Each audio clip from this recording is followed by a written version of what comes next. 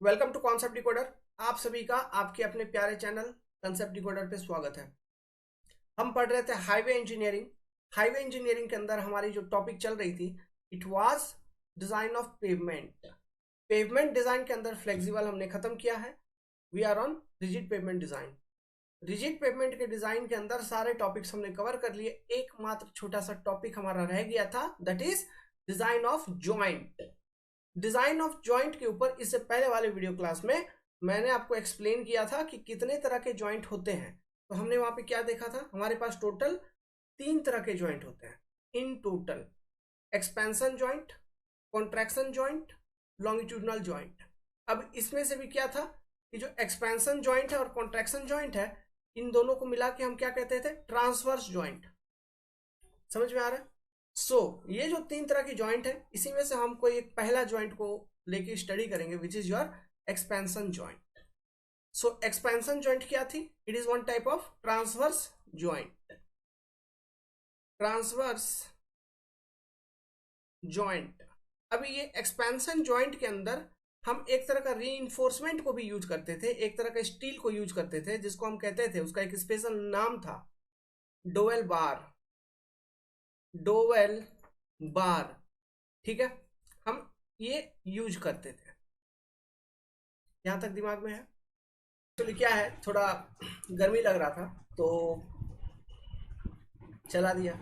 Okay, तो अब आपने ये जान लिया कि expansion joint is a type of transverse joint only, and यहाँ पे रिइंफोर्समेंट हम डबल रिइंफोर्समेंट का इस्तेमाल करते हैं। ठीक है, चलिए अब कंसेप्ट को चालू करते हैं।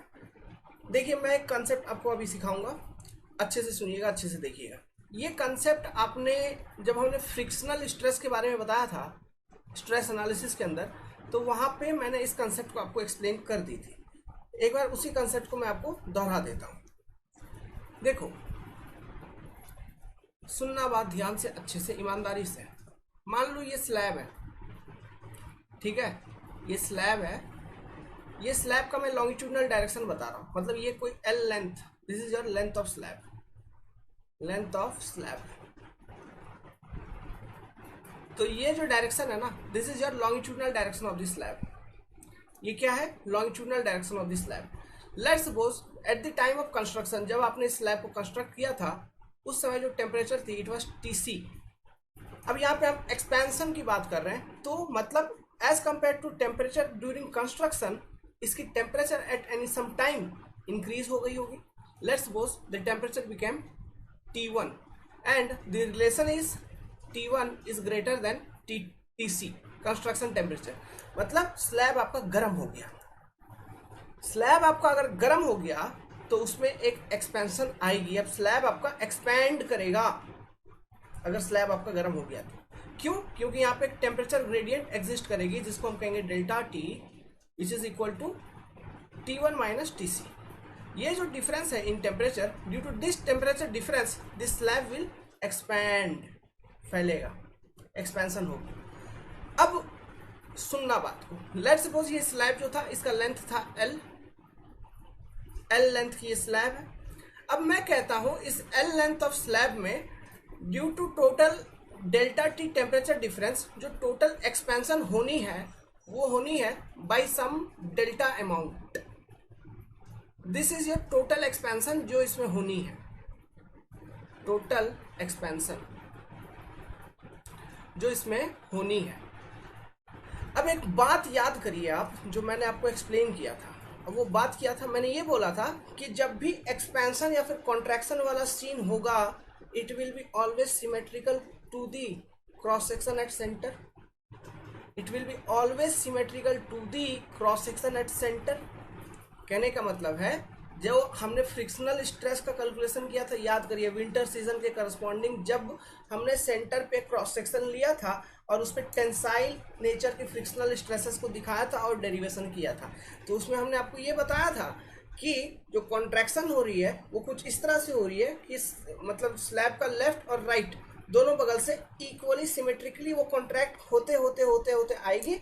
एक सेक्शन आपको सेंटर पे मिल रहा है, मतलब फ्री एंड से, ऐसे फ्री एंड से कॉन्ट्रैक्शन हो रहा है ना, मतलब सेंटर के अबाउट सिमेट्रिकल है। उसी तरह से यहाँ पे एक्सपेंशन तो सेंटर के अबाउट सिमेट्रिकल एक्सपेंशन होगी। मतलब मैं अगर L/2 यहाँ पे डिफाइन करूँ तो ये L/2 लेंथ ऑफ स्लैब हो गया। This is again your L/2 length of slab, L/2 length, L/2 length. अब मैंने क्या बोला कि due to the temperature gradient delta T total expansion कितना होना है स्लैब में, डेल्टा। तो ये जो टोटल एक्सपेंशन होना है डेल्टा, ये कैसे होगा, डेल्टा/2 इस तरफ और डेल्टा/2 या फिर डेल/2, इसको डेल्टा नहीं बोलते, इसको डेल बोलते हैं, डेल। तो डेल/2 इस तरफ, इस तरह से टोटल एक्सपेंशन इसमें एकोमोडेट होगी। This is the scene. Means यहाँ पे एक बात ध्यान रखने वाली पॉइंट क्या है, expansion and contraction will be symmetrical to the centre. मतलब जो भी पैनल लेंथ, स्लैब का एक पैनल आपने कंसिडर किया है, उसके सेंटर से सिमेट्रिकल एक्सपेंशन, जितना राइट में उतना ही लेफ्ट में। समझ में आ रहा है? उसी तरह से कॉन्ट्रैक्शन भी सिमेट्रिकल। ओके, तो यहाँ पे ये डायग्राम को ऐसे कंप्लीट कर लीजिए।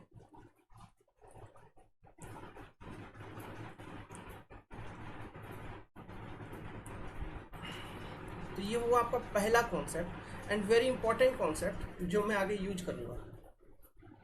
ठीक है, डायग्राम लिख लीजिए और इस बात को लिख लीजिए कि एक्सपेंशन और contraction will be symmetrical to the centre of the panel length of the slab. Next, second important point. पहला कॉन्सेप्ट, सेकेंड इंपॉर्टेंट पॉइंट। देखो, अब मैं बनाता हूं वही सेम एक स्लैब बनाता हूं। ये बनाया मैंने एक स्लैब।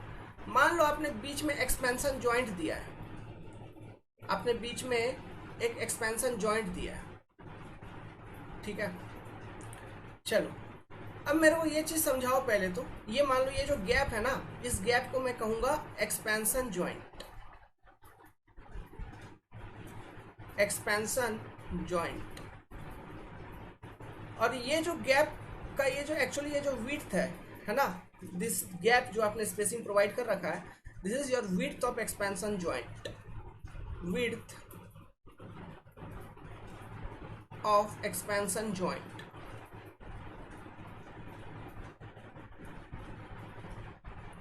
ठीक है, this is your width of expansion joint. और विड्थ ऑफ एक्सपेंशन जॉइंट को हम जनरली रिप्रेजेंट करते हैं बाय सिंबल डेल्टा, ऐसा।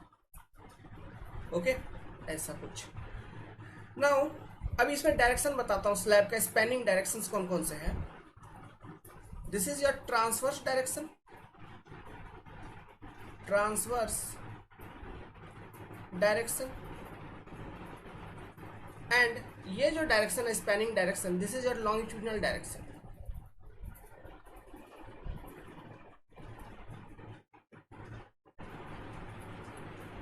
स्पैनिंग डायरेक्शन समझ में आया, transverse and this is your longitudinal. Longitudinal मतलब अलोंग द लेंथ, ट्रांसवर्स मतलब अलोंग द विड्थ। मतलब ये आपको विड्थ दिख रहा होगा, इस डायरेक्शन में आपको लेंथ दिख रहा होगा। समझ में आ रहा है? लॉन्गिट्यूडिनल मतलब लेंथ के अलोंग, ट्रांसवर्स मतलब विड्थ के अलोंग। तो ये जो एक्सपेंशन जॉइंट है यहाँ पर, आप इस जॉइंट को जरा देखेंगे तो क्या ये ट्रांसवर्स डायरेक्शन के अलोंग है, इसलिए हम इसको ट्रांसवर्स जॉइंट कहते हैं। एक्सपेंशन जॉइंट का पर्पस क्या है, मैंने इससे पहले वाले वीडियो क्लास में समझाया था। The purpose of expansion joint is, जब आपका स्लैब का टेम्परेचर इंक्रीज हो जाएगा, उस कारण से जो एक्सपेंशन होएगी स्लैब में, उस एक्सपेंशन को अलाउ करना। अगर हम एक्सपेंशन को अलाउ नहीं करेंगे तो क्या होगा, सोचो। ये एक स्लैब, ये एक स्लैब, दोनों बगल से स्लैब एक्सपैंड होते होते होते होते आई एक दूसरे से टच हो गई। लेकिन अभी और इसमें एक्सपेंशन होना है, लेकिन हम अलाउ नहीं कर रहे हैं, मान लो। तो एक दूसरे से टच हो गई, तो ये अपना फोर्स इस पे लगाएगा, ये अपना फोर्स इस पे लगाएगा। तो एक ऐसे फोर्स के कारण एक तरह का स्ट्रेस डेवलप हो जाएगा उसमें, जो कि हमको नहीं चाहिए।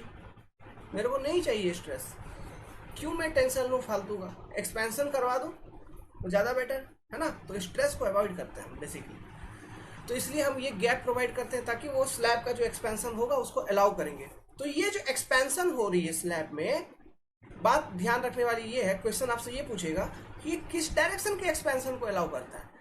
स्लैब का लॉन्गिट्यूडनल डायरेक्शन में जो एक्सपेंशन होगा उसको ये एकोमोडेट करेगा, और ये जॉइंट आपने प्रोवाइड किया है ट्रांसवर्स डायरेक्शन के अलाउंग, और एक्सपेंशन किस डायरेक्शन में हो रहा है? लॉन्गिट्यूडनल डायरेक्शन में। तो पर्पस देखना, जॉइंट प्रोवाइड किया है ट्रांसवर्स में, पर्पस किस डायरेक्शन का एक्सपेंशन को फुलफिल कर रहा है? ये लॉन्गिट्यूडनल डायरेक्शन के एक्सपेंशन को फुलफिल कर रहा है। एक ऑब्जेक्टिव क्वेश्चन, असर्शन रीजनिंग का क्वेश्चन बन गया इधर से, बिल्कुल बन गया। एसएससी जेईई जैसा एग्जाम में यही सब बेसिक बेसिक डिटेल पूछेगा आपसे। ये कुछ चीज है नहीं, चीज है फालतू, लेकिन ये डिटेल आपसे पूछेगा। ओके, तो अच्छे से समझ के करेंगे अपन। कुछ हमको याद करने की जरूरत नहीं है। हमारा पढ़ाने का स्टाइल बहुत ही अनकन्वेंशनल होता है। अनकन्वेंशनल कहने का मतलब ये है कि किताब कहीं पर कुछ नहीं मिलेगा ये सब लिखा पढ़ा हुआ जो मैं बता रहा हूँ। कोई डायग्राम कहीं किताब में, ये सब इमेजिन करके सब कुछ सोच समझ के बाद, सोचने समझने के बाद कॉन्सेप्ट को कैसे आपको समझाया जाए, जो बेसिक थिंग है निचोड़ निकालने के बाद आपको बताया जाता है। ठीक है, इसलिए अनकन्वेंशनल है। आप ये इस तरह से नोट्स बना रहे, इसको किताब बना दो, आप मार्केट में छाप दो, 100% बिकेगा। ओके, वेल चलिए ठीक है, वो अलग बात की बात है। अभी हम कहाँ बात कर रहे थे? क्या, अब मेरा हॉबी है पढ़ाना, मेरा हॉबी है। तो देखिए, तो ये पर्पस किस डायरेक्शन का फुलफिल कर रहा है? लॉन्गिट्यूडनल डायरेक्शन का। एक्सपेंशन को ये अलाउ करेगा। यहाँ पे जो रीइंफोर्समेंट का बात मैंने बोला था कि रीइंफोर्समेंट एक यूज करेंगे अपन लोग, वो रीइंफोर्समेंट यूज करेंगे डुअल बार। तो डुअल बार कुछ इस तरह से एक पर्टिकुलर लेंथ का डुअल बार हम प्रोवाइड करते हैं जॉइंट में। तो ये डुअल बार देखो किस डायरेक्शन में प्लेस्ड है। डुअल बार का प्लेसिंग भी आपने किया है लॉन्गिट्यूडनल डायरेक्शन के लॉन्ग, है ना। ट्रांसवर्स डायरेक्शन में उसका स्पेसिंग है। ये क्या है? स्पेसिंग ऑफ डुअल बार। ये है स्पेसिंग ऑफ डुअल बार। ठीक है, वो तो ट्रांसवर्स डायरेक्शन में है, वो अलग चीज है कि एक particular width of product bar provide करना, वो अलग चीज है। ठीक है, इसका डिजाइन अलग से होता है। लेकिन ये लेंथ जो आप कितना लेंथ का प्रोवाइड कर रहे हैं और वो जो लेंथ का प्लेसमेंट है वो लॉन्गिट्यूडनल डायरेक्शन में है, ये चीज भी पूछता है कि डुअल बार की स्पेसिंग किस डायरेक्शन में होता है और हम उसको प्लेस किस डायरेक्शन में करते हैं। तो स्पेसिंग होता है ट्रांसवर्स डायरेक्शन में और उसको हम प्लेस करते हैं लॉन्गिट्यूडनल डायरेक्शन में। ये डुअल बार क्या चीज है, इसका पर्पस क्या है, इसका लेंथ कैसे कैलकुलेट किया जाएगा, सब चीज बताएंगे बिट बाय बिट। समझ गए आप? ओके, तो बस पढ़ते रहना। तो ये बात आप नोट डाउन कर लीजिए कि dual bar is placed along longitudinal direction. Okay, तो ये डायग्राम एक सेकेंड, बेसिक कॉन्सेप्ट एक छोटा सा, जस्ट मतलब वार्म अप कर रहा हूँ, टॉपिक को इंट्रोड्यूस करा रहा हूँ आपको। धीरे धीरे करते रहेंगे, हो जाएगा। तो अब हम काबिल हैं कि हम डिफाइन कर सकते हैं कि what is your expansion joint. You can write the definition now. ये डायग्राम बना लीजिए।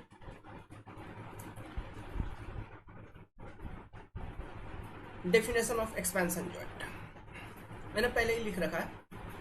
Expansion joint is provided along transverse direction to allow longitudinal expansion of the slab due to increase in environmental temperature।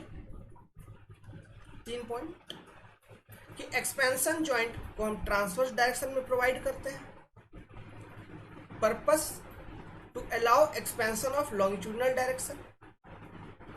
ठीक है, अब वो क्यों हो रहा है? Due to increase in environmental temperature. 3 point in the definition of expansion joint. Next point that is introduced in this definition वो क्या है?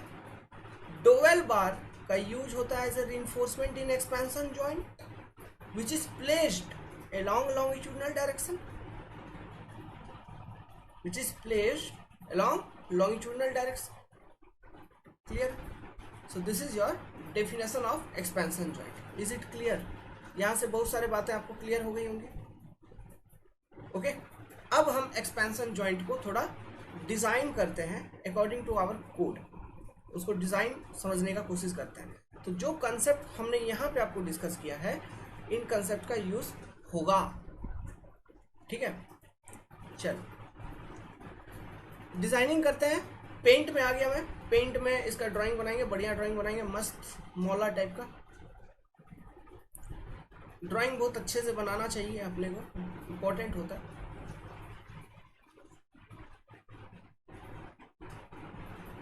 देखो ये मैं स्लैब का थिकनेस दिखा रहा हूँ। स्लैब लॉन्गिट्यूडनल डायरेक्शन तो है, लेकिन आप जो देख रहे हैं अभी सामने से वो स्लैब का थिकनेस को देख पा रहे हैं। ठीक है, ये आप मतलब क्या देख पा रहे हो, अगर ये कॉपी में बताऊं, ये कॉपी, तो ये जो डायग्राम बनाया हूं आप इस पार्ट को देख रहे हो ये, लेकिन ये बनाया मैंने लॉन्गिट्यूडनल डायरेक्शन में, लेकिन आप देख रहे हो इस पार्ट में। मैंने ये इसलिए बनाया ताकि मैं एक्सपेंशन जॉइंट का गैप वगैरह आपको दिखा पाऊँ।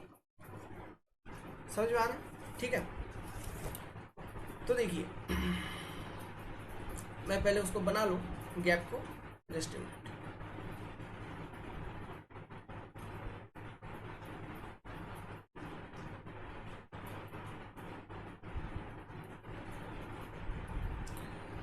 ओके, इधर से और थोड़ा गैप कर देते हैं भाई।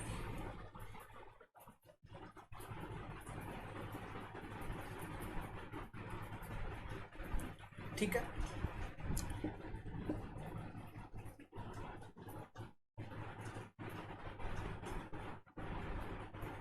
बहुत मजा आने वाला है। देखिए तो ये जो गैप मैंने चौड़ा करके दिखाया ना, रोड पे इतना चौड़ा नहीं होता है, वो रोड पे बहुत कम होता है, 3 सेंटीमीटर, 4 सेंटीमीटर, 5 सेंटीमीटर ऐसे होती है। यहाँ पे मैंने आपको समझाने के लिए वो गैप ऐसे लेके चला हूँ। ठीक है, तो आप समझ रहे हो ये कंप्लीट स्लैब, उसमें मैंने आपको यहाँ पे 2 एक्सपेंशन जॉइंट आपको मैंने दिखाया है। लेट्स सपोज सबसे पहले तो कि दिस इज योर, ये जो है this one, this is your expansion joint 1, expansion joint 1। ठीक है, एंड ये वाला जो है इसको हम कहेंगे joint number 2, this is your expansion joint number 2।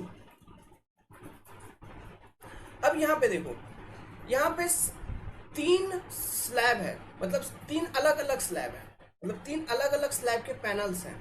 आप ऐसे कंसिडर करके चलो, कहने का मतलब है देखो, देखो ये रोड है, ये रोड है, समझना, या इधर दिखाता हूँ, जिधर भी हो एक ही बात है, ये रोड है। तो मैंने क्या किया, एक एक्सपेंशन जॉइंट इधर लिया, एक एक्सपेंशन जॉइंट इधर लिया, तो ये कंप्लीट रोड था। तो इसका एक जॉइंट इधर, एक जॉइंट यहाँ पे मैंने ले रहा हूँ, तो ये बीच वाला एक स्लैब का हिस्सा, ये वाला भी एक स्लैब का हिस्सा, ये वाला भी एक स्लैब का हिस्सा, ये वाला जो स्लैब का हिस्सा ये आगे कंटिन्यूड है, ये वाला स्लैब का हिस्सा इस तरफ कंटिन्यूड है, बीच वाला तो आपने 2 एक्सपेंशन जॉइंट के बीच का एक लेंथ आपने डिफाइन कर ही दिया यहाँ पे, एक्सपेंशन जॉइंट 1, एक्सपेंशन जॉइंट 2। तो इन स्लैब का मैं नाम दे देता हूँ, इस वाले को मैं कहता हूँ ए, इसको कह देता हूँ बी, इसको कह देता हूँ सी, समझने के लिए, है ना। तो इस स्लैब को मैं कह दिया स्लैब ए, इस स्लैब को मैं कह दिया स्लैब बी, इस वाले स्लैब को कह दिया मैंने स्लैब सी, जस्ट कॉन्सेप्ट को समझने के लिए। ठीक है, अब यहीं पर मैं और एक चीज आपको डिफाइन कर देता हूं, वो क्या है, वो है आपका width of expansion joint. Okay, width of expansion joint, just a minute.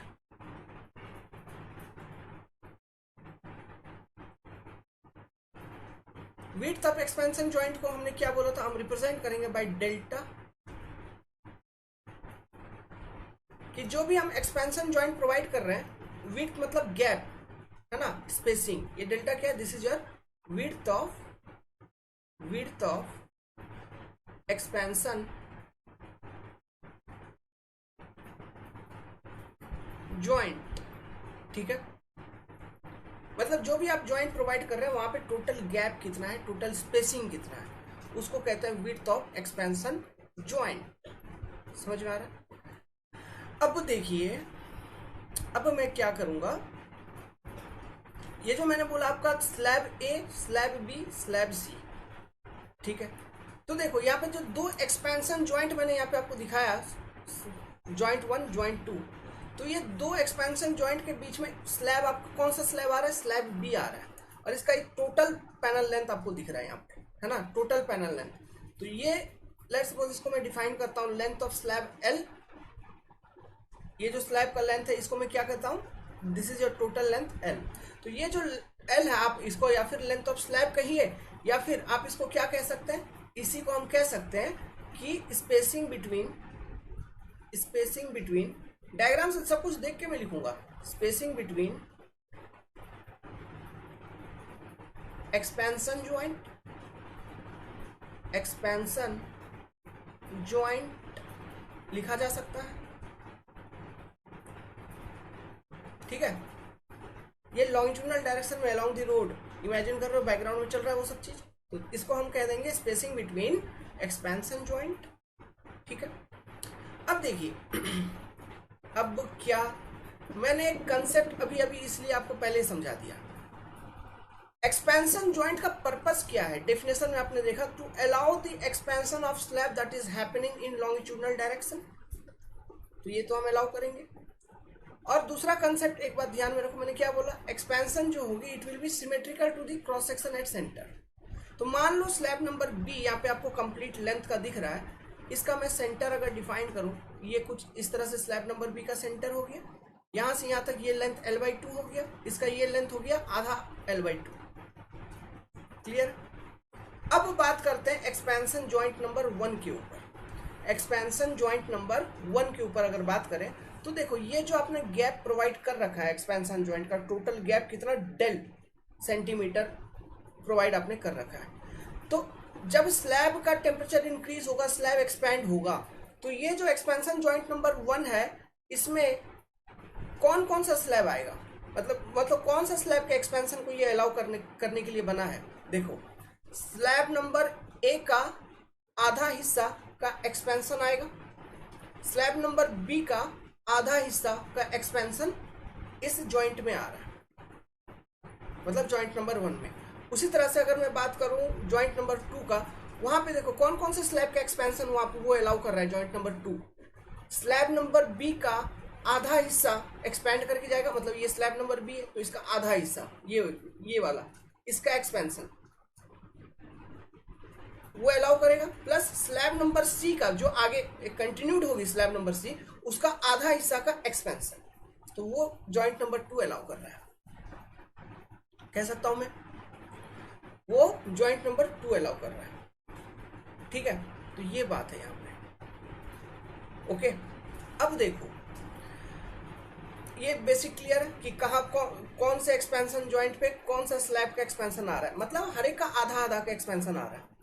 जो ये बीच में जो स्लैब बी है, स्लैब बी का आधा एक्सपेंशन जॉइंट 1 पे आएगा, स्लैब बी का आधा एक्सपेंशन जॉइंट 2 पे आएगा। उसी तरह स्लैब सी का आधा एक्सपेंशन जॉइंट 2 पे आ रहा है, उसका आधा एक्सपेंशन फिर जॉइंट 3 कोई आगे होगी तो उस पे जा रहा होगा। समझ में आ रहा है, बात क्लियर। ठीक है, ये सिस्टम समझाने के लिए मैंने ये स्लैब का नाम लिखा था ABC। Picture clear. क्यों, ये सिमेट्रिकल एक्सपेंशन वाला सिस्टम मालूम होना चाहिए था आपको, क्योंकि उनका अभी यूज करूंगा। अब देखिए, हम जब एक्सपेंशन जॉइंट को बनाते हैं तो इसमें हम पहले क्या करते हैं, थोड़ा इसका बेसिक को समझो। मैं अब डिजाइन को आगे बढ़ा रहा हूं तो इसको ध्यान से बातों को मेरा सुनना समझना। मैंने बोला एक्सपेंशन जॉइंट का जो टोटल गैप था उसको मैं बोला डेल्टा सिंबल से रिप्रेजेंट कर दिया। अब कोड कहता है कि ये जो एक्सपेंशन जॉइंट आप प्रोवाइड कर रहे हैं, हम यहाँ पे विड्थ हम कितना प्रोवाइड कर रहे हैं, डेल विड्थ प्रोवाइड कर रहे हैं, मतलब इतना विड्थ हम प्रोवाइड कर रहे हैं, मान के चलो हम इतना विड्थ प्रोवाइड कर रहे हैं एक्सपेंशन जॉइंट का। अब कोड कहता है इन रियलिटी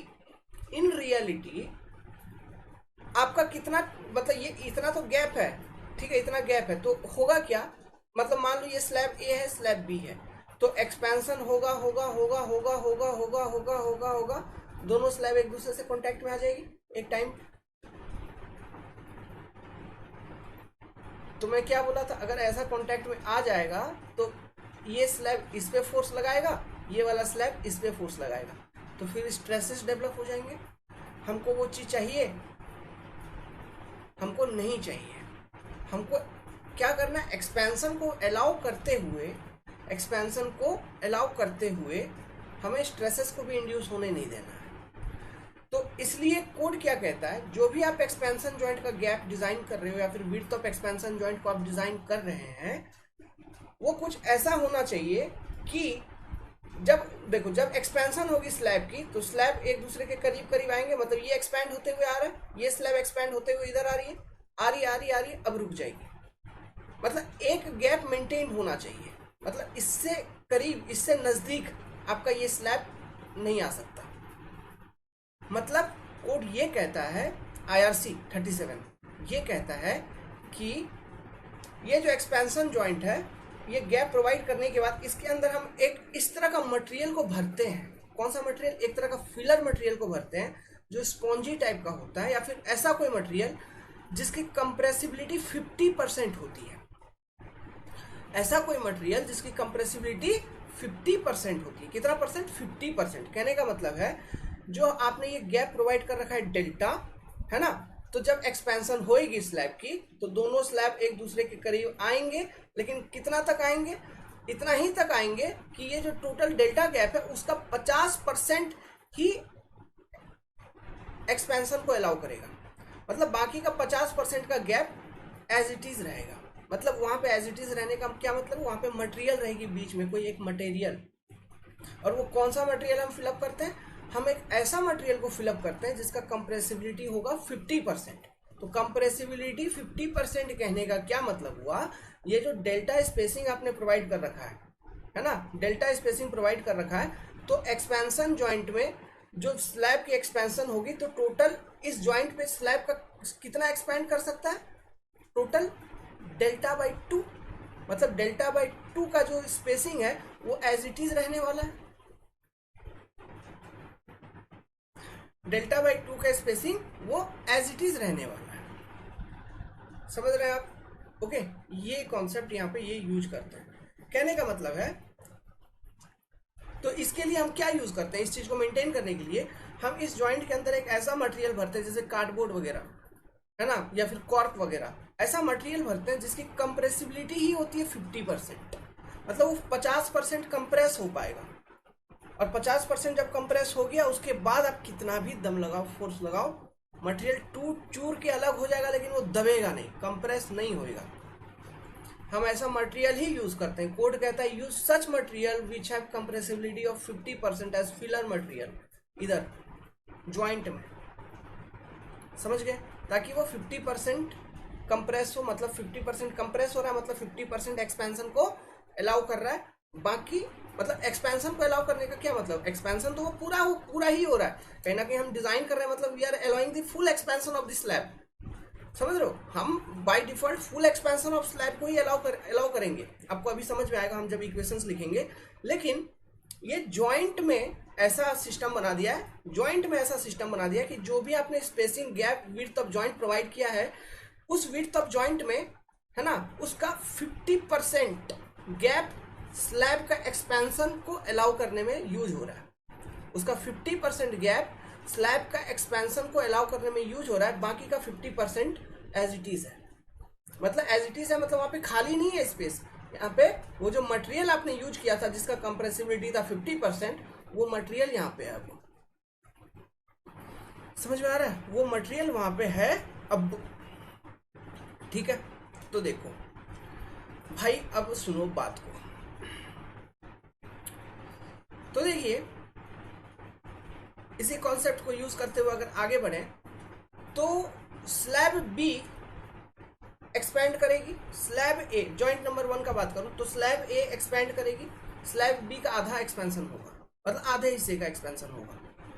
तो ये मान लो एक्सपेंशन ऑफ, इसको मैं बोलता हूं स्लैब बी, ये मान लो एक्सपेंशन ऑफ स्लैब ए का आधा हिस्सा का। ठीक है, और बीच में क्या रह गया? बीच में कुछ नहीं, बीच में फिलर मटेरियल।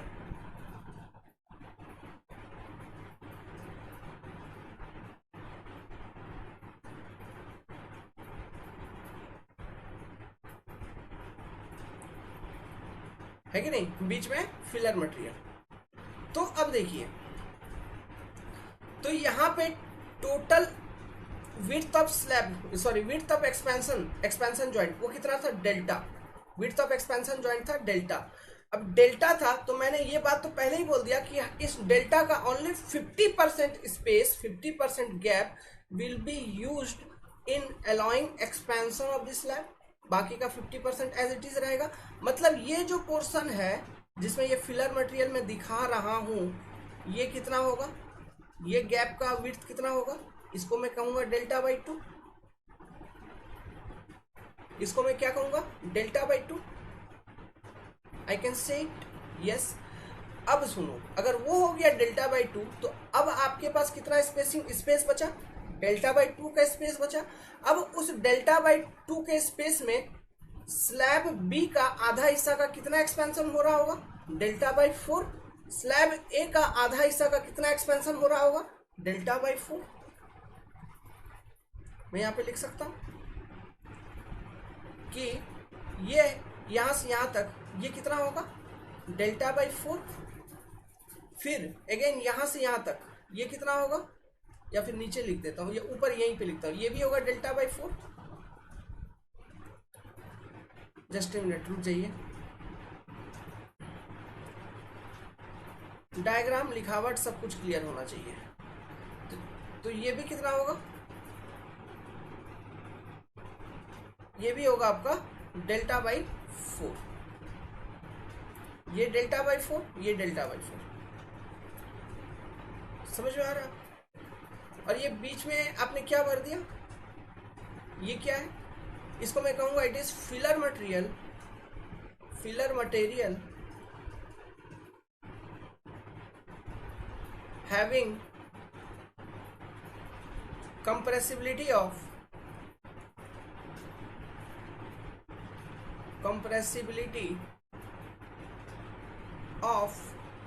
50%।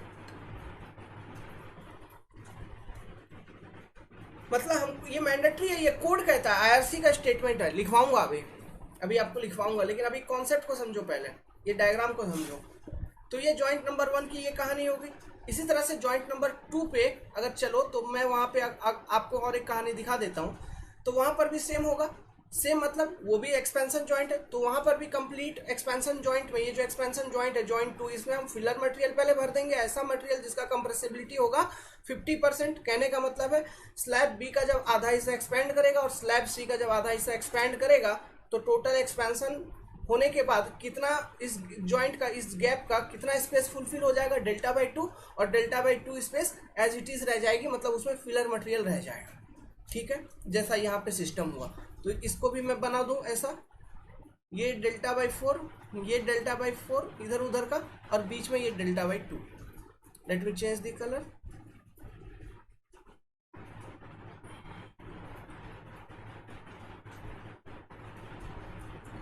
ये कोड कहता है, ठीक है, और क्यों कहता है इसका लॉजिक मैंने आपको शायद अभी समझा दिया, ताकि एक दूसरे पे कांटेक्ट में आ जाएगा तो एक दूसरे के ऊपर फोर्स लगाएगा, डायरेक्ट फोर्स लगाएगा, जो कि हमें नहीं चाहिए। ठीक है, तो ये हो गया आपका कितना, यहां से यहां तक, this is your delta by 2। फिर ये स्लैब सी का ये एक्सपेंशन कितना, delta by 4। Now slab B का ये वाला एक्सपेंशन कितना, इसको हम कहेंगे डेल्टा बाई 4। ये अगेन क्या है, बीच में जिग जैग जो बना दिया, this is again filler material, यहाँ पे ये दिखा दो, एरो मार्क इधर निकाला, सेम चीज, फिलर मटेरियल ऑफ कंप्रेसिबिलिटी 50%। समझ में आ रहा है? तो इस तरह से ये जॉइंट का कॉन्सेप्ट होता है। तो अब यहाँ पे सोचने वाली बात ये है कि आप अब बोलोगे सर, तो अगर हम यहाँ पे तो कंप्लीट एक्सपेंशन ऑफ स्लैब तो अलाउ नहीं कर रहे, हम डेल्टा बाई 4 ही कर रहे हैं, डेल्टा बाई 4 इधर कर रहे हैं, मतलब तो delta by 2 he total expansion हुआ। कहने का मतलब एक स्लैब बी स्लैब को देख लो, तो इस बी लेंथ ऑफ स्लैब में, ये जो बी लेंथ ऑफ स्लैब है, इसका आधा हिस्सा इधर वाला एक्सपेंशन कितना हुआ, डेल्टा बाई 4। इसका आधा वाला इधर वाला हिस्सा कितना हुआ एक्सपेंशन, डेल्टा बाई 4। तो total expansion of this B length of slab कितना हो गया, delta by 4 plus delta by 4 equal to delta by 2। मतलब जो स्लैब बी है जिसका लेंथ है एल, इस एल लेंथ ऑफ स्लैब का मैं टोटल एक्सपेंशन कितना अलाउ कर रहा हूँ, डेल्टा बाई 2। तो आप बोलोगे सर इसका टोटल एक्सपेंशन डेल्टा होना चाहिए। अरे नहीं, वो डेल्टा तो एक्सपेंशन जॉइंट जो आपने प्रोवाइड किया ना उसका विड्थ है, हम उसके टर्म्स में, उस एक्सपेंशन जॉइंट के टर्म्स में इसके एक्सपेंशन को डिफाइन कर रहे हैं। यहाँ पे इस स्लैब को जितना एक्सपेंशन होना चाहिए उतना हमने वो डेल्टा बाई 2 ही है। मतलब स्लैब का एक्सपेंशन हम कैसे निकालते हैं? Due to increase in temperature by using the equation L alpha T. L alpha T जो इक्वेशन है, इसी को यूज करके हम एक्सपेंशन निकालते हैं कि नहीं, फ्री एक्सपेंशन। तो ये जो फ्री एक्सपेंशन निकलेगा इसका वैल्यू एल अल्फा टी, उतना ये डेल्टा बाई 2 में ही है। समझ गए बात को? हम वो, क्योंकि वो डेल्टा क्या है, डेल्टा तो एक्सपेंशन जॉइंट का विड्थ है ना, हम इसके एक्सपेंशन को, मतलब स्लैब के एक्सपेंशन को, टोटल एक्सपेंशन को in terms of width of expansion joint represent करते हैं, बस ताकि एक यूनिफॉर्मिटी बने रहे, एक डेरिवेशन हम कर पाए, इक्वेशन, एक रिलेशन बना पाए, इस जॉइंट को डिजाइन कर पाए। समझ में आया? ठीक है, ऐसा नहीं हो रहा है कि हम एक्सपेंशन ही कम अलाउ कर रहे हैं, no, we are allowing the free total full expansion, जितना एक्सपेंड होना है तेरे को हो ले, उससे मतलब नहीं है मेरे को। बस मैं क्या कर रहा हूं, उस जॉइंट का जो गैप है उसको मैं रिलेट कर रहा हूं in terms of expansion of slab, बस यही बात है। समझ में आ रहा है लॉजिक? ठीक है, तो इस तरह से हम कुछ ये करते हैं। तो चलिए, तो ये डायग्राम बनाइए, ठीक है, यहाँ पे लिख लो, यहाँ पे कुछ लिख लो, डेरिवेशन लिख लो, हेडिंग डेरिवेशन, डेरिवेशन।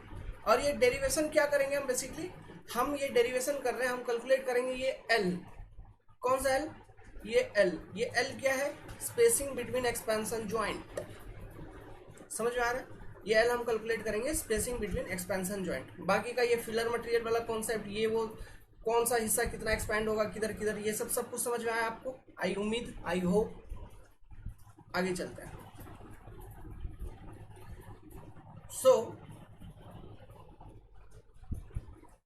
तो हम यहाँ पे लिख सकते हैं कि as per IRC, as per IRC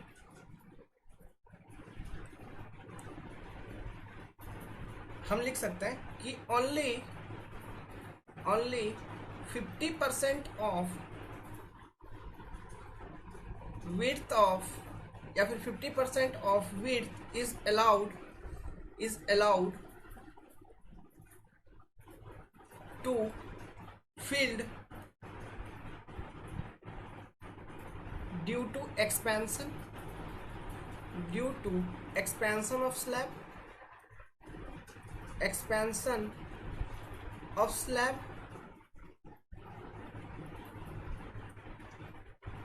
rest 50% of width, 50% of width is for filler material, I can say that. फिर यहीं पे और एक नोट ऐड कर सकता हूं, note point, the filler material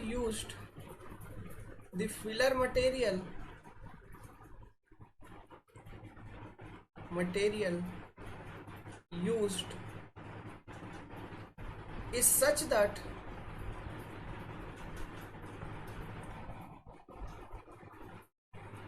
its compressibility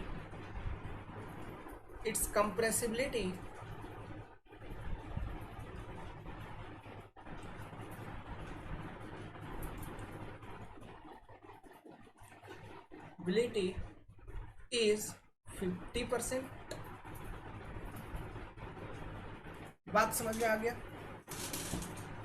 compressibility अगर 50% है तो इसलिए वो 50% ही कंप्रेस होगा, बाकी का स्पेसिंग वो कंप्रेस नहीं हो पाएगी मटेरियल, तो वहां पे एज इट इज वो मटेरियल रह जाएगी।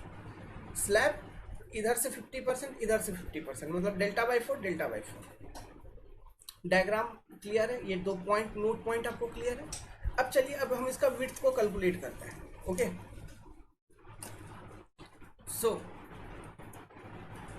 तो मैं यहाँ पे लिख सकता हूं कि अलाउएबल एक्सपेंशन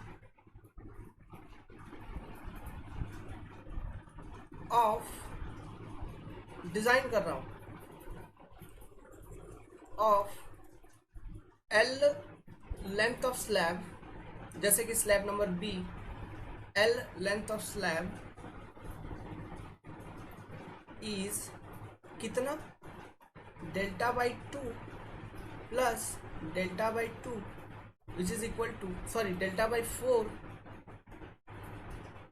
बार बार हमारी कुछ कुछ वीडियोस में एक्चुअली इसलिए हमने वीडियो नंबर 17 जो आपका है उसमें सेटबैक डिस्टेंस का वीडियो था वो, उसमें हमने डायग्राम में एक पॉइंट गलत बना दिया था, इसलिए उसको मैंने रिमूव कर दिया है, उसको मैं री अपलोड करूँगा।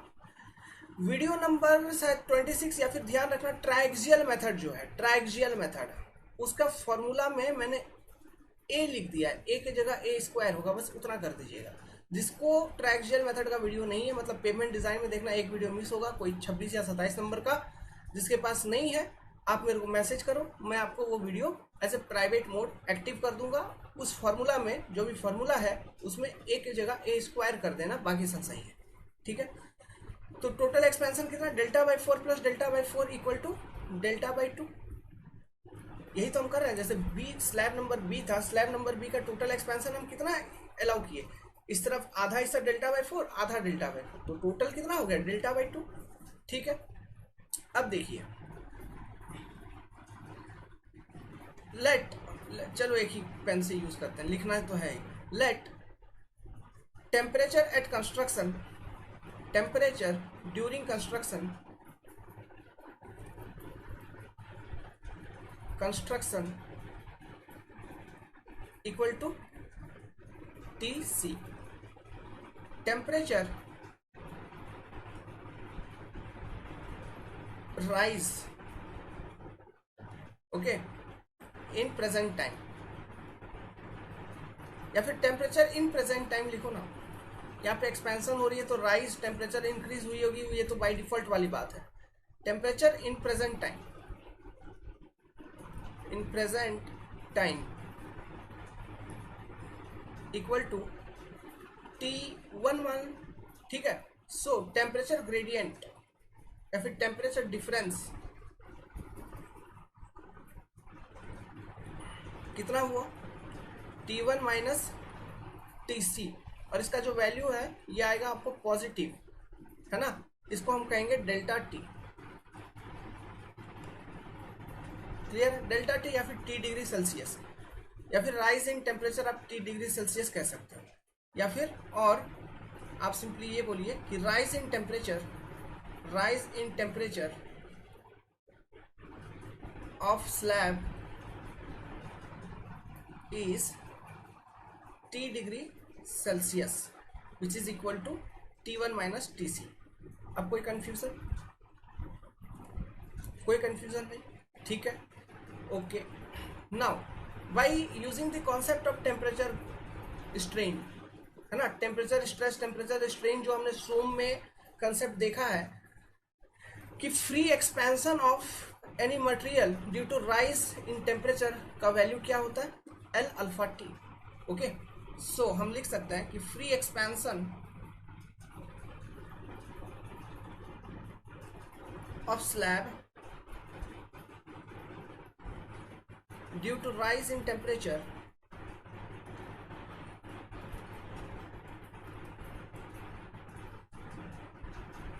is equal to length of slab L alpha T degree Celsius, या फिर सिंपली T लिखिए, या C लगेगा आपको कि अलग कोई फॉर्मूला में कोई अलग चीज आ गई, L alpha T। Now this L alpha D, यहाँ पे अल्फा क्या है, coefficient of thermal expansion, coefficient of thermal expansion, expansion of material, material कहने का मतलब यहाँ पे कंक्रीट स्लैब, इसकी कितना होती है, something 12 into 10 to the power 6 पर डिग्री सेल्सियस। इसका यूनिट क्या होता है, अल्फा का जो यूनिट होता है, अल्फा यूनिट, इसका जो यूनिट होता है इट इज x पर डिग्री सेल्सियस, है ना, मतलब इतना मीटर एक्सपैंड होगा पर degree Celsius, x unit, unit मतलब यहाँ पे मीटर सेंटीमीटर पर degree Celsius, x metre centimetre ऐसे लिखिए, मीटर सेंटीमीटर पर डिग्री सेल्सियस, इस फॉर्म में अल्फा का यूनिट रहता है, समझ गए, ठीक है। तो देखिए तो टोटल एक्सपेंशन हम कितना अलाउ कर रहे हैं, डेल्टा बाई टू। तो मैं रिलेट कर सकता हूं कि delta by two is your equal to L alpha T, और यहां से मेरे को वैल्यू बतानी है एल की। तो एल का वैल्यू अगर मेरे को बताना है तो एल इक्वल टू क्या हो जाएगा, delta upon two into alpha into T. This is the important formula, important value.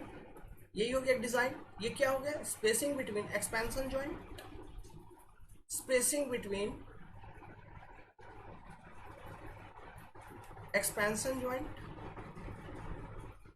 सो आपको अगर बोलेगा एक्सपेंशन जॉइंट के बीच का स्पेसिंग निकालो, आप निकाल लोगे?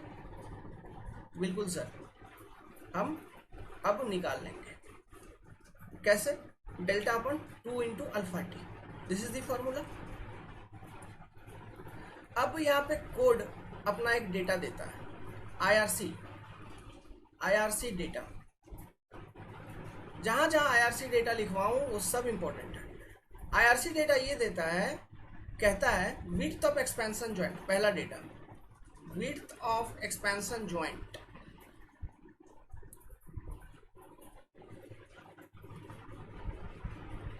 जो आप एक्सपेंशन जॉइंट की विड्थ प्रोवाइड करोगे, मतलब डेल्टा का value it should not be greater than 2.5 centimetre. Maximum value कितना, 2.5 सेंटीमीटर। ठीक है। दूसरा, spacing between expansion joint, spacing between expansion joint,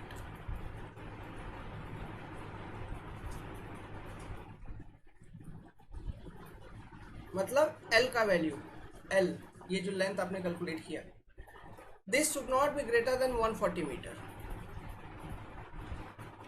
मतलब maximum spacing between expansion joint कितना हो सकता है, 140 मीटर। एक्सपेंशन जॉइंट का विड्थ मैक्सिमम कितना हो सकता है, 2.5 सेंटीमीटर। क्लियर है? IRC data important. तो वो तो आपने देखा एक्सपेंशन जॉइंट के बारे में। अब इसमें एक टॉपिक रह गई है, डोवेल बार। इस एक्सपेंशन जॉइंट में मैंने आपको बोला था कि जब भी हम एक्सपेंशन जॉइंट प्रोवाइड करते हैं, जैसे कि ये एक स्लैब का ये पार्ट है और ये एक स्लैब का दूसरे स्लैब का पार्ट है, this is your expansion joint. तो इस एक्सपेंशन जॉइंट में you will use one type of reinforcement जिसको मैं कहूंगा डोवेल बार। डोवेल बार, ये तो मैं क्रॉस व्यू दिखा रहा हूँ। ठीक है, इसका प्लान व्यू अगर दिखाऊं तो ये आपका एक स्लैब हो गया, this is your another slab let suppose, and this is your, ये प्लान व्यू है, this is your plan view, this is your another slab. तो यहाँ पे we will use the expansion joint, sorry this is your expansion joint, यहाँ पे हम use करेंगे dowel बार।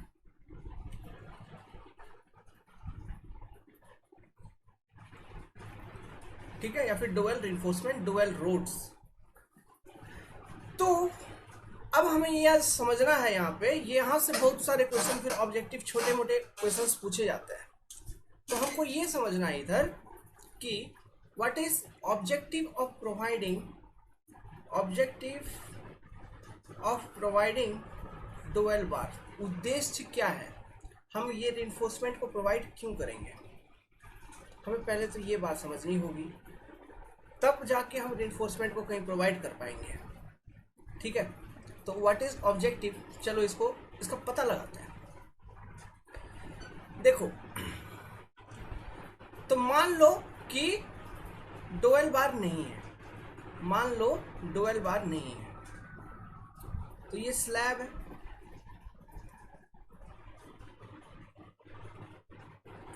ये एक स्लैब, और ये होगी आपका एक्सपेंशन जॉइंट। ये एक्सपेंशन जॉइंट कहने का मतलब ये होगी गैप। ठीक है, तो मान लो आप डोवेल बार अब प्रोवाइड नहीं करोगे। अच्छा, डोवेल बार से पहले भी ये देखो, ऐसे ही नॉर्मली ऐसे ही जॉइंट है, आपने ऐसे ही एक गैप प्रोवाइड कर दिया दो स्लैब के बीच में। तो सोचिए, ये स्लैब एक्सपैंड करके आएगी, ये स्लैब एक्सपैंड करके आएगी, ऐसे ऐसे एक्सपैंड करके आएगी। फिर मान लीजिए टोटल उसका फ्री एक्सपेंशन जो था वो हो गया, लेकिन फिर भी गैप एक रह गई दो स्लैब के बीच में। तो ये गैप के अंदर धूल, मिट्टी, कीचड़, गंदगी, बरसात का पानी सब कुछ चले जाएगा, धीरे धीरे पानी चले जाएगा। तो इससे क्या होगा, नीचे का सबग्रेड मटेरियल आपका ख़राब होगा। इसलिए इस गैप को हम खुला नहीं छोड़ते हैं। सबसे पहले तो ये बात ध्यान रखिएगा, हम इस गैप को खुला नहीं छोड़ते, हम इस गैप को अच्छे तरह से पैक करते हैं। सबसे पहला पैकिंग मटेरियल तो मेरा हो गया फिलर मटेरियल, जिसको यूज़ करके पैक करते हैं। वो फिलर मटेरियल का प्रॉपर्टी क्या मैंने बता रखा है, ऐसा मटेरियल को हम यूज़ करते हैं जिसका कंप्रेसिबिलिटी होता है 50%, मतलब 50% एक्सपेंशन होने के बाद मटेरियल 50% एरिया में पैक रहता है। तो वो जो पैक रहता है, फिर उसके बाद भी हम क्या करते हैं ना, ठीक है, उसके बाद भी हम क्या करते हैं कि ऊपर से हम फिर सीलिंग मटेरियल का यूज करते हैं, सीलर, है ना, सीलर, सीलिंग मटेरियल या फिर सीलर, इसको बोला जाता है सीलर। सीलर कहने का मतलब सील करना, बंद करना, खत्म करना। तो इसमें हम बेसिकली क्या यूज करते हैं, हम यूज करते हैं बिटुमिन या तार। तो आप रिजिड पेवमेंट पे जब चलेंगे, जो नया नया रोड है, आप देखेंगे बारंबार काला काला पट्टी, पतला थीन लेयर ऑफ काला पट्टी आपको दिखेगा, काला काला काला काला पट्टी अलोंग द रोड लेंथ। तो बेसिकली क्या है, वहां पे आप समझ जाओ कि 2000 गैप मतलब जॉइंट लोकेशन, वहां पे जॉइंट्स प्रोवाइड की गई है और उसको, उस जॉइंट को ऊपर से टॉप से सील किया गया है। ठीक है, ये बात क्लियर है, ये पॉइंट। तो ये एक पॉइंट है। चलिए, हम ऑब्जेक्टिव पे बात कर रहे थे, ये डायग्राम अलग से बना लो, हम नए पेज पे चले जाते हैं।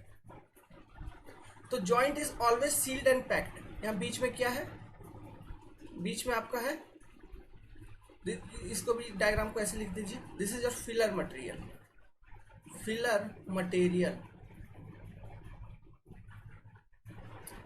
कंप्रेसिबिलिटी 50%, कंप्रेसिबिलिटी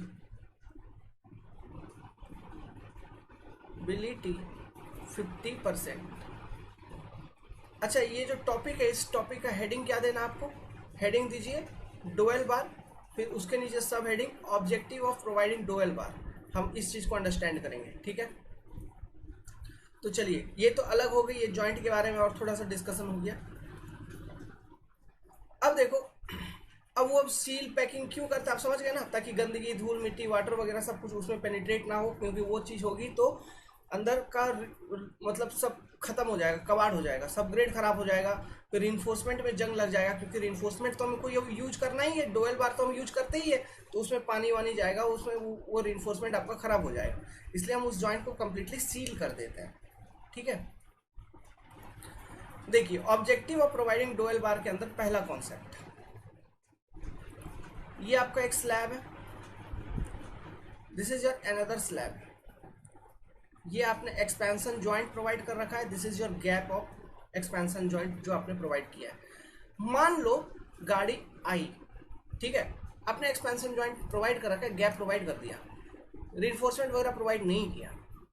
मान लो गाड़ी आई तो पहिया यहाँ पे प्लेस्ड होगा, इस जगह पे, मान लो इस जगह तक यहाँ पे चक्का पहुंचा, तो ये लोड लगाएगा, आगे तो गैप है, तो वो लोड लगाएगा। तो मेरे को ये बताओ, ये वाला जो स्लैब है, ये कुछ इस तरह से डिफ्लेक्ट नहीं कर जाएगा, इस तरह से कुछ दब नहीं जाएगा, यहाँ पे let me change the colour, ऐसा कुछ दब नहीं जाएगा ये स्लैब, ये लोडिंग के कारण। तो ये देखो, ये स्लैब नंबर 1 है मान लो, और ये मान लो है आपका स्लैब नंबर 2। तो due to this wheel load, ये व्हील लोड के कारण आपका स्लैब नंबर 1, मतलब क्या कह रहा हूँ, ये 2 स्लैब है, ठीक है, ये 2 स्लैब है, ये गैप है, यहाँ पे चक्का का लोड आ रहा है, पहिया का लोड यहाँ पे, तो ये गैप है ना, तो ये स्लैब तो एज इट इज रहेगा, लेकिन ये वाला जो स्लैब है, due to under the action of wheel load, ये दब जाएगा। ऐसा एक सिचुएशन होगी, लेवल डिफरेंस हो गया, slab 1 has settled as compare to slab 2। Slab 2 का कोई सेटलमेंट नहीं हुआ, वो नहीं दबा, वो एज इट इज अपने पोजीशन पे है, लेकिन स्लैब 1 आपका दबेगा अंडर व्हील लोड। तो ये जो सेटलमेंट है, it is your differential settlement, इसको क्या बोलते हैं, डिफरेंशियल सेटलमेंट। समझ में आ रहा है? तो ये चीज होती है यहाँ पे, अगर आप रिइंफोर्समेंट नहीं प्रोवाइड किए हैं तो। अगर प्रोवाइड करेंगे तो वो नहीं होगी। कैसे नहीं होगी? मतलब होगी, लेकिन इस केस में अधिक होगा। मतलब अगर आप रिइंफोर्समेंट प्रोवाइड नहीं किए तो डिफरेंशियल सेटलमेंट जो है, ठीक है, ये मान लो this is your differential settlement, तो यहाँ पे मैं लिख सकता हूँ कि here we get significant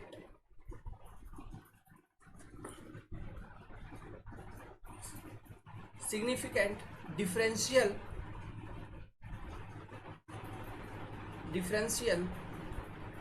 settlement,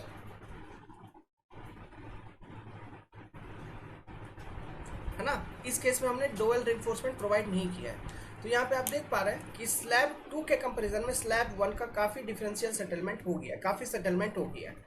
okay, अब देखो, मान लो ये सेटलमेंट हो गया, इतना ये दबा, तो ये तो स्लैब है ना, ये स्लैब का ये तो यहाँ पे मटेरियल आपको दिखेगा ना, ठीक है, ये स्लैब का आपको ये तो मटेरियल दिख रहा है। तो पहिया आगे बढ़ी तो इससे ये टकराएगा इस वाले मटेरियल से, मतलब स्लैब नंबर 2 का ये जो पार्ट है क्रॉस सेक्शन पे जो दिख रहा है सामने से, इससे पहिया आपका टकराएगा, फिर टकरा के ऊपर उठेगा, मतलब गाड़ी को एक झटका महसूस होगा, एक जर्क महसूस होगा। समझ रहे हो? एक झटका, एक जर्क महसूस होगा। क्यों? डिफरेंशियल सेटलमेंट हो गई है, स्लैब का ये हिस्सा एक्सपोज हो गया स्लैब नंबर 2 का, तो पहिया जब आगे बढ़ेगा एक झटका मारेगा, फिर ऊपर उठेगा, तो गाड़ी को एक झटका महसूस होगा। झटका, है ना, झटका से कोई गाना याद नहीं आ रहा है, मतलब एक झटका महसूस होगा। समझ गया? उसको कहते हैं जर्क। अब वो क्यों हो रहा है? क्योंकि ये सिग्निफिकेंट डिफरेंशियल सेटलमेंट आपको देखने को मिल रहा है स्लैब में, इसलिए वो जर्क फील करोगे आप। ये होगा। तीसरा चीज सोचो, ये 2 बातें मैंने बताया आपको। तीसरा चीज देखो, स्लैब नंबर 1 स्लैब नंबर 2 के बीच में कोई कनेक्टिविटी नहीं है। कोई कनेक्टिविटी है नहीं। रीइंफोर्समेंट अगर हम प्रोवाइड करेंगे किसी तरह, अगर मान लो स्लैब 1 से स्लैब 2 के बीच में, तो ये जो व्हील लोड है ना, जो स्लैब नंबर 1 पे अभी आया, तो वो स्लैब नंबर 2 पर ये लोड भी लोड ट्रांसमिशन में मदद करेगा। फिर डुअल रिइंफोर्समेंट, मतलब स्लैब नंबर 1 पे जो लोड आ रही है उसको स्लैब नंबर 2 पे ट्रांसफर कर पाएगा वो। क्यों? क्योंकि उस केस में फिर देखो, आप जब कनेक्टिविटी बना दोगे दोनों स्लैब के बीच में रिइंफोर्समेंट प्रोवाइड करके, तो डिफरेंशियल सेटलमेंट नहीं होगा। मतलब अब एक तरह से कहीं ना कहीं यहाँ पे देखो, दोनों स्लैब अलग अलग बिहेव कर रहे हैं गैप के अबाउट, लेकिन जब आप बॉन्डिंग बना दोगे दोनों के बीच में, कनेक्टिविटी प्रोवाइड कर देंगे, तो एक यूनियन बन जाएगा, एक यूनिटी बन जाएगा। मतलब ये सेटल हो रहा है तो ये भी सेटल होगा, मतलब एक तरह का एक यूनिट एक्शन वो देना शुरू कर देगा। तो वो यूनिट एक्शन देने के कारण वो क्या करता है, रिइंफोर्समेंट लोड को भी ट्रांसमिट करता है। मतलब इस स्लैब पे जो लोड आ रही है वो अपने सामने वाले स्लैब पर ट्रांसमिट करता है फिर, है ना। तो इस व्हील लोड को ट्रांसमिट करने में मदद करता है। ऑब्वियसली लोड तो ट्रांसफर होगा ही।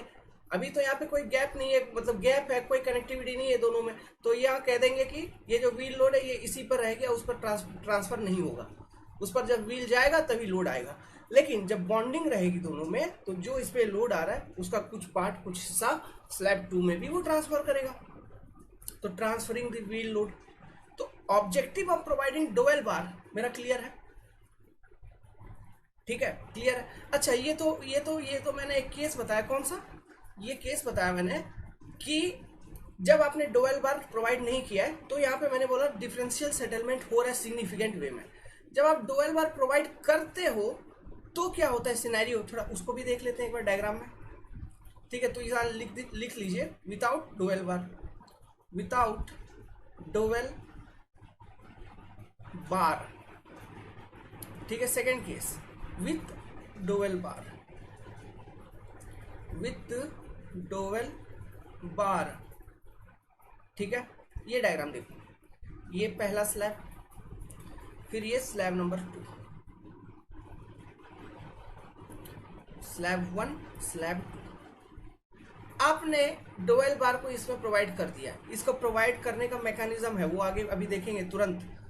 ठीक है, वो कैसे प्रोवाइड करते हैं, कुछ कोडल प्रोविजन है, उसके अकॉर्डिंग ही हम सब चीज़ों को देखेंगे। आपने मान लो अभी एक डोवेल बार को यहाँ पे आपने प्रोवाइड कर दिया, तो डोवेल बार अब प्रोवाइड कर दिया, तो अब सेम केस लेते हैं व्हील लोड।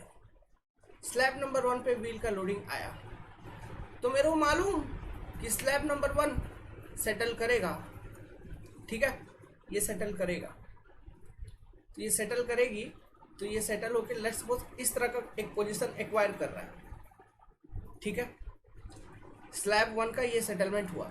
तो at the same case at the same time, चूंकि यहाँ पे एक बॉन्डिंग आपने बना दिया है, आपने एक बॉन्ड बना दिया है बिटवीन स्लैब 1 एंड 2, तो इसलिए स्लैब 2 भी सेटल करेगी।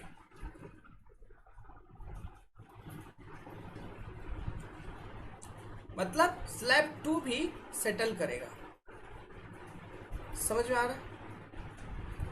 जितना स्लैब 1 सेटल करता वहां उतना स्लैब 2 भी सेटल कर रहा है। तो इस केस में सेटलमेंट तो है लेकिन डिफरेंशियल सेटलमेंट नहीं है। मतलब स्लैब 1 सेटल कर रहा है, स्लैब 2 नहीं कर रहा है। नो, ऐसा नहीं है। स्लैब 1 दोनों सेटल कर रहा है। मतलब पहले ऐसा था, अब क्या हो रहा है, अब ऐसा हो रहा है। मतलब दोनों साथ में सेटल कर रहे हैं कुछ हद तक। तो सेटलमेंट तो है ना, लेकिन सिग्निफिकेंट नहीं है। लो डिफरेंशियल सेटलमेंट कह सकते हो, है ना।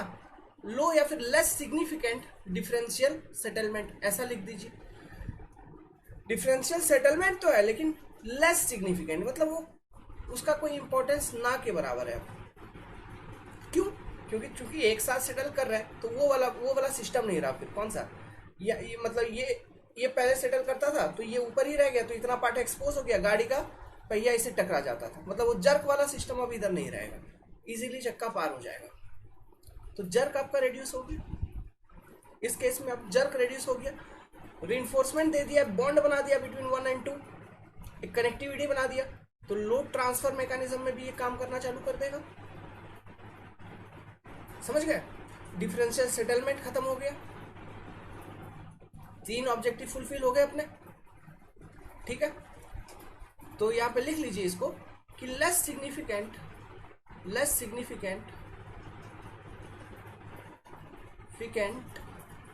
Differential settlement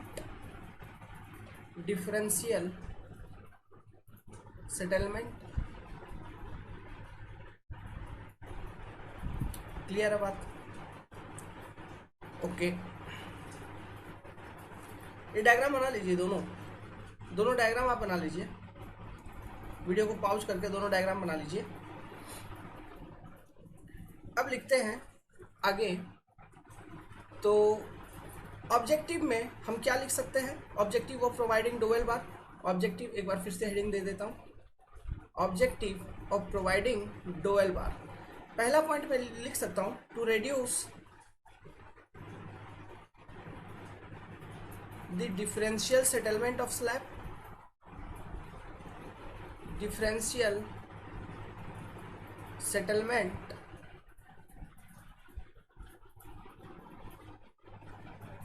of slab. Second point, what I can write, मैं ये लिखूंगा to transfer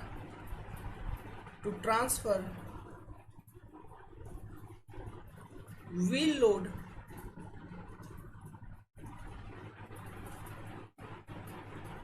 from one slab to another।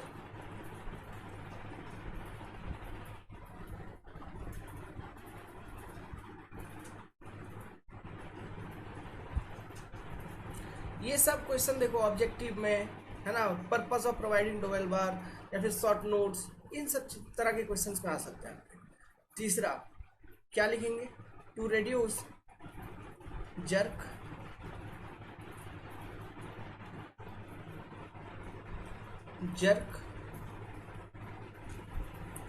समझ में आया?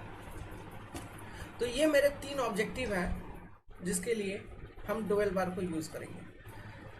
ये तो समझ में आ गया कि ये 3 ऑब्जेक्टिव को फुलफिल करने के लिए I am going to use the dual bar, but how I will place the dual bar in this slab. इसकी प्लेसमेंट को भी तो देखना होगा, है ना। तो चलिए इसकी प्लेसमेंट को देखते हैं हम, ठीक है। प्लेसमेंट ऑफ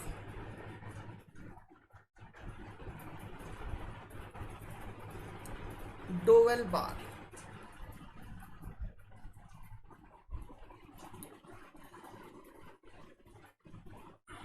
तो मैं पहले एक स्लैब बनाता हूं, एक स्लैब के एक जॉइंट बनाता हूं पहले।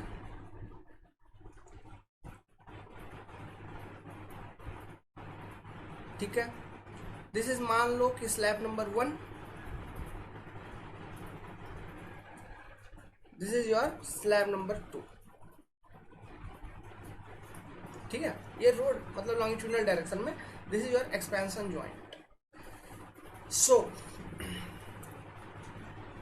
डोवेल बार जो हम यूज करते हैं उसका एक पर्टिकुलर डायमीटर होता है अप्रॉक्स 25 मीन्स,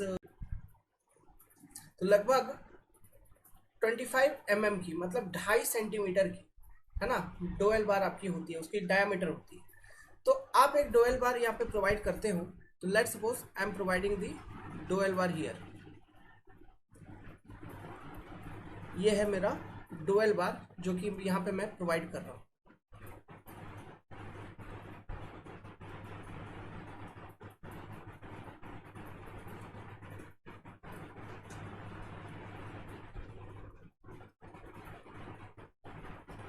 ठीक है, डोवेल बार को हम हमेशा एट h/2 डेप्थ, मतलब let's suppose this is your thickness of slab h, this is your thickness of slab h, हमेशा एट सेंटर प्रोवाइड किया जाता है, मतलब always this is placed at h/2। Depth of placement क्या है dowel बार का, h/2। अब ये जो डोवेल बार है इसको हम कुछ इस ज्वाइंट का देखो पर्पस, देखो पर्पस क्या था इस ज्वाइंट का, एक्सपेंशन ज्वाइंट है ये, एंड एक्सपेंशन जो हो रहा है लॉन्गिट्यूडनल डायरेक्शन में स्लैब की, इस एक्सपेंशन को अलाउ करना, इस एक्सपेंशन को अलाउ करना। अब यहाँ पे आप बोल रहे हो कि सर मैं यहाँ पे डोवेल बार प्रोवाइड कर दे रहा हूँ, तो मतलब डोवेल बार प्रोवाइड करने का क्या मतलब है सर, रिइंफोर्समेंट जो है स्लैब में घुसा देंगे, यही मतलब होता है रिइंफोर्समेंट को स्लैब में घुसा देना। तो स्लैब नंबर 1 में रिइंफोर्समेंट पेनिट्रेटेड होगा, स्लैब नंबर 2 में भी पेनिट्रेटेड होगा। ठीक है, अब मान लो रिइंफोर्समेंट जब आप प्लेस करते हो, आरसीसी के बारे में सोचो कि हम जब स्टील प्लेस करते हैं तो रिइंफोर्समेंट क्या करता है, अपने अगल बगल के कंक्रीट को बॉन्ड कर लेता है, पकड़ लेता है, उसमें की यूनिटी हो जाता है। अगर वो बॉन्डिंग हो जाएगी रिइंफोर्समेंट और स्लैब कंक्रीट मटेरियल के बीच में, तो एक्सपेंशन गैप में एक्सपेंशन जो अलाउ करना है, तो मेरे को ये बताइए रिइंफोर्समेंट प्लेस कर दोगे फिर कंक्रीट का एक्सपेंशन होगा, फिर कंक्रीट का एक्सपेंशन होगा क्या, नहीं हो पाएगा ना, समझ गए, फिर कंक्रीट का एक्सपेंशन नहीं हो पाएगा।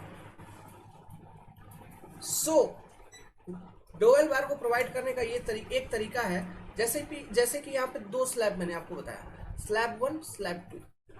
ओके, तो मैं क्या करता हूँ, स्लैब 1 में जो लेंथ प्रोवाइड किया हूँ, है ना, इसमें तो जो रिइंफोर्समेंट में प्रोवाइड कर रहा हूँ, ये complete length will be bonded dowel bar. मतलब स्लैब नंबर 1 में जो डोवेल बार का लेंथ है ये कंप्लीटली बॉन्डेड होगा, मतलब कंक्रीट और ये एक साथ बॉन्डेड होगी, जकड़ के पकड़ा होगा कंक्रीट इसको। अब स्लैब नंबर 2 में जो लेंथ होगा it will B unbonded. Unbonded कहने का मतलब है कि स्लैब नंबर 2 में जो कंक्रीट है अगल बगल का और ये जो डोवेल बार है इसके बीच में गैप होगी, स्पेसिंग होगी, मतलब अनबॉन्डिंग होगी, मतलब वो कंक्रीट इसको पकड़ के नहीं रखा होगा। तो अगर वो कंक्रीट इसको पकड़ के नहीं रखा होगा, अब सोचो, तो चूंकि एक स्लैब में अनबॉन्डेड है, तो मान लो स्लैब नंबर जब एक्सपैंड करेगा, स्लैब नंबर 1 जब एक्सपैंड करेगी, चूंकि ये अनबॉन्डेड है तो रिइंफोर्समेंट इजीली स्लैब नंबर 2 में पेनिट्रेट होगा। सिमिलरली स्लैब नंबर 2 जब एक्सपैंड करेगी तो चूंकि उसमें अनबॉन्डेड है तो वो इजीली मूव कर सकती है इधर, है ना। तो इसलिए जो लेंथ है स्लैब नंबर 2 में जो पेनिट्रेटेड होगा डोवेल बार का, this will be always unbonded.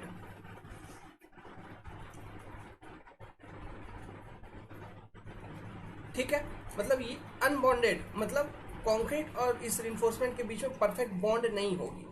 अब ये अनबॉन्डेड कैसे हम प्रोवाइड करेंगे, इसके लिए भी मैकेनिज्म है, मैकेनिज्म ऑफ अनबॉन्डिंग, उसको भी देखेंगे, बताऊंगा मैं। कि किस तरह से हम इसको प्रोवाइड करेंगे।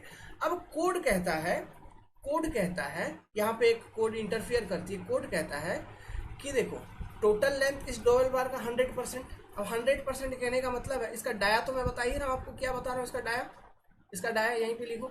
इसका डाया अप्रोक्सीमेटली, ये अप्रोक्स डायामीटर है 25 mm, कहने का मतलब 2.5 सेंटीमीटर, ठीक है।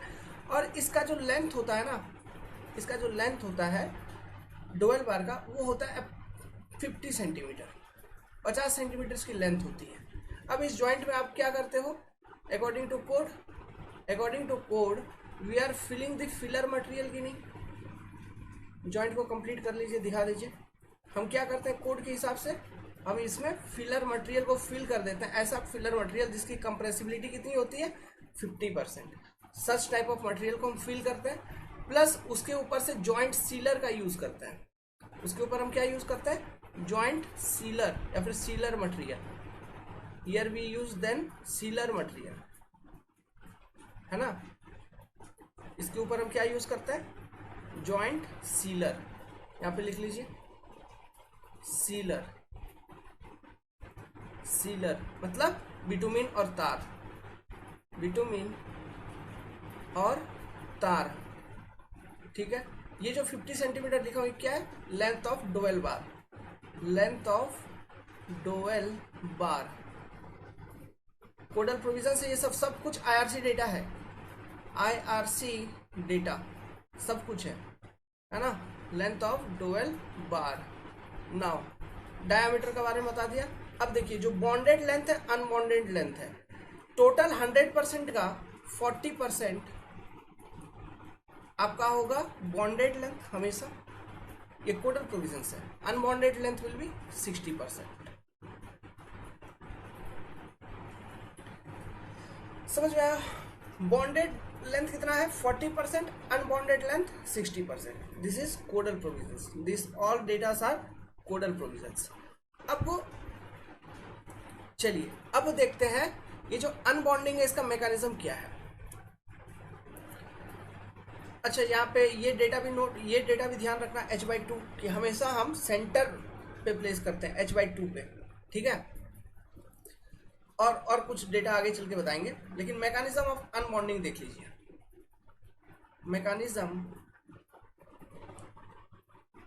ऑफ अनबॉन्डिंग, ये सब चीज समझना है बस, कुछ भी ऑब्जेक्टिव क्वेश्चन उठा के पूछ सकता है। मैटर समझे हुए रहेंगे तो कोई दिक्कत नहीं होता है। मैकेनिज्म ऑफ अनबॉन्डिंग क्या है, देखो ये एक स्लैब, ये दूसरा स्लैब। हमारे पास बेसिकली दो तरह के मैकेनिज्म हैं, स्लैब 1 स्लैब 2 मान लो। पहला मैकेनिज्म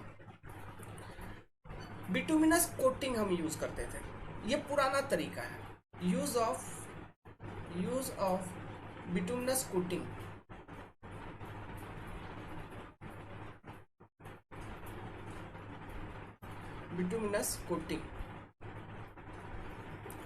बिटुमिनस कोटिंग का यूज करते थे। This is your old method. आजकल इसका यूज नहीं किया जाता है, लेकिन पढ़ लेते हैं, जान लेते हैं कि पुराने तरीके से कैसे किया जाता था। देखिए ये आपका डोवेल बार आपने दिया है, ये आपने डोवेल बार दिया है। सो स्लैब नंबर 1 में इसमें तो आपका बॉन्डेड है, ठीक है। ये कंक्रीट बना दे रहा हूं इधर उधर ऐसे,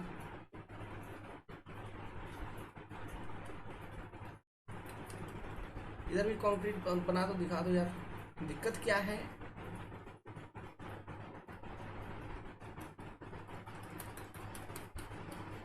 ठीक है, इसमें तो ये बॉन्डेड लेंथ है, this is your bonded length. तो अनबॉन्डिंग कैसे किया जाता था, जो स्लैब नंबर 2 में जो लेंथ है ना, लेंथ ऑफ रॉड, उस लेंथ ऑफ रॉड के ऊपर हम बिटुमिनस कोटिंग प्रोवाइड कर देते एक पर्टिकुलर थिकनेस की, एक बिटुमिनस कोटिंग प्रोवाइड करते थे।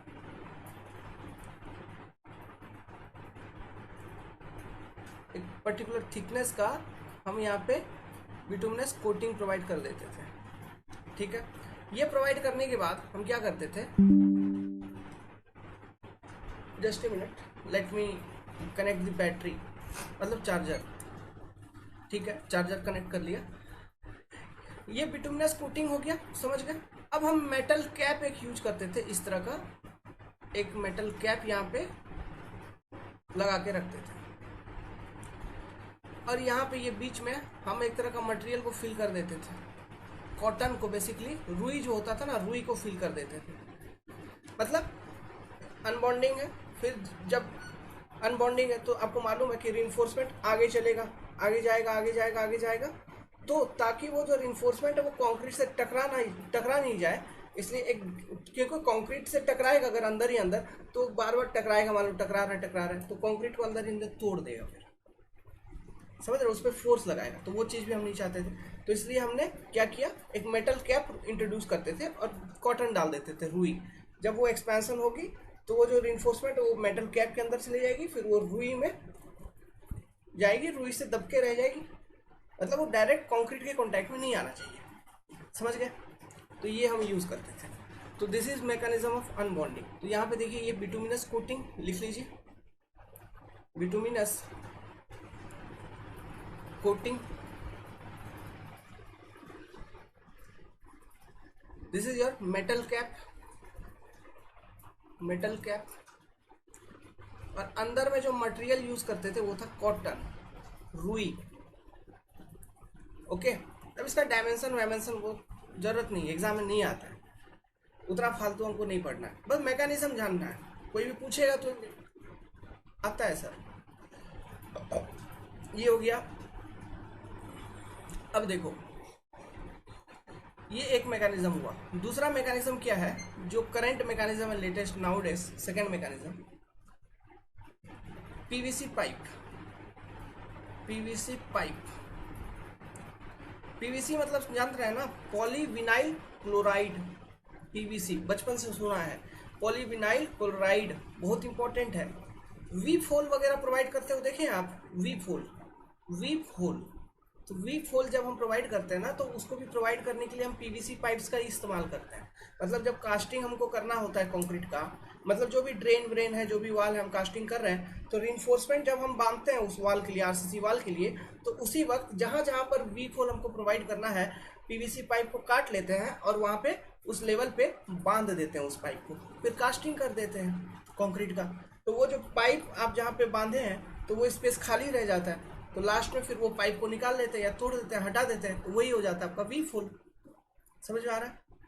तो इसके इन सब चीज़ों के लिए क्या यूज करते हैं, पीवीसी पाइप्स। वीप होल इस बार बार्क में एग्जाम में क्वेश्चन पूछा था, एग्जाम में नहीं इंटरव्यू में पूछा गया था वीप होल के बारे में, कि वाटर प्रेशर किसी वाल के ऊपर कैसे रिड्यूस करोगे। मैकेनिज्म क्या है, वीप होल। क्यों वीप होल प्रोवाइड किए, वाटर लेवल बढ़ी तो वीप होल से पानी बाहर निकल जाएगा, उस तरफ चले जाएगा, लेवल कम, वाटर प्रेशर कम, वाल आपका सेफ। बार्क का इंटरव्यू क्वेश्चन था इस साल, ठीक है। तो अपना स्टूडेंट सेलेक्ट हुए इस बार, प्रेम कुमार नाम है उनका, साइंटिस्ट। तो पीवीसी पाइप मेथड, ये लेटेस्ट टेक्निक है। अच्छा, ये जो जॉइंट बनाया हूँ फिर से यहाँ पे दोबारा दिखाना पड़ेगा क्या, दोबारा दिखाना का क्या मतलब ये दिखा दो, थोड़ा अच्छा बना दो इसको, रॉड जैसा दिखना चाहिए। वैसे भी क्लास तो अब खत्म होने वाली है, होने ही वाली है, इसको थोड़ा अच्छे से दिखा दीजिए, ये दिखा दीजिए। फिर यहाँ पर फिर और कुछ बताना है तो बता दीजिए यहाँ पर, मतलब यहाँ पे दिखा दीजिए। जॉइंट अब बना ही रहे हैं तो कंप्लीट बना दीजिए।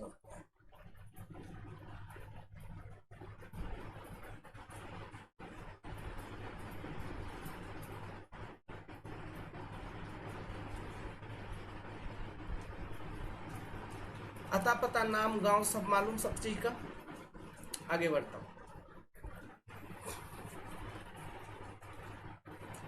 Second method PVC pipe method. इसको उतना डिटेल से नहीं करूंगा, मतलब जस्ट बता देता हूँ। ये स्लैब नंबर 1, स्लैब नंबर 2। हम क्या करते हैं ड्यूरिंग कास्टिंग पीरियड ओनली, जैसा अभी बोला मैंने, कास्टिंग के टाइम पे ही हम यहाँ पे एक पाइप को इंट्रोड्यूस करके रखते हैं पहले से ही। हम पहले से ही एक पाइप को डाल के रखते हैं, ठीक है, इसको कहते हैं पीवीसी पाइप। मतलब ये मान लो 25 mm का आपका यूज करना है, 2.5 सेंटीमीटर का रॉड यूज कर रहे हो, तो पाइप लगभग 3 सेंटीमीटर डाया का 30 mm का पाइप हम पहले से डाल देंगे। फिर हम क्या करेंगे, यहाँ पे लेके आएंगे अपना हीरो को, डबल बार को,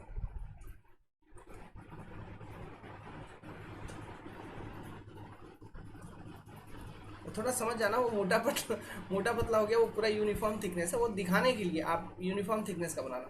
फिर ये हो गया आपका डुअल बार।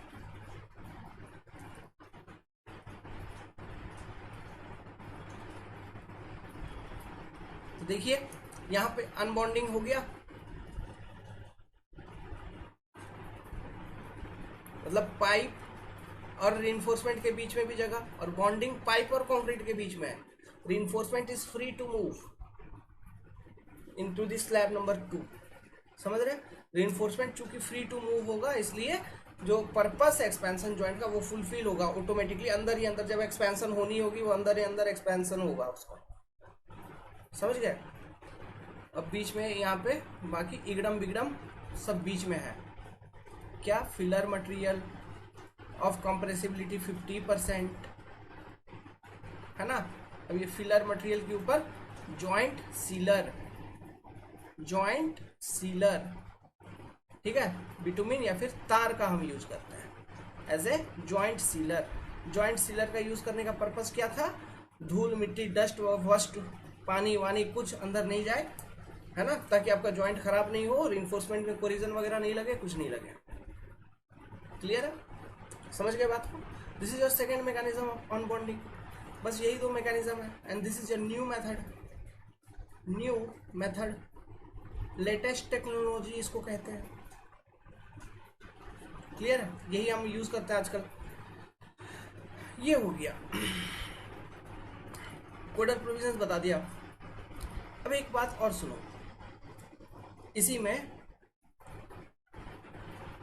और एक कोडर प्रोविजन जान लो, बस इसके बाद ये टॉपिक खत्म।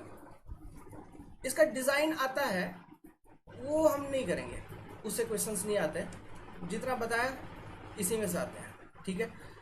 कोडल प्रोविजंस को यूज करके हम डिजाइन कर देंगे।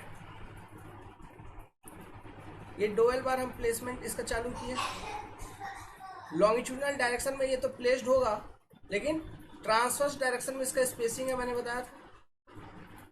तो centre to centre spacing of dowel bar, centre to centre spacing of dowel bar, spacing of dowel bar equal to 300 mm, 30 centimetre. Length 50 centimetre, dia approximately 25 mm, depth of placement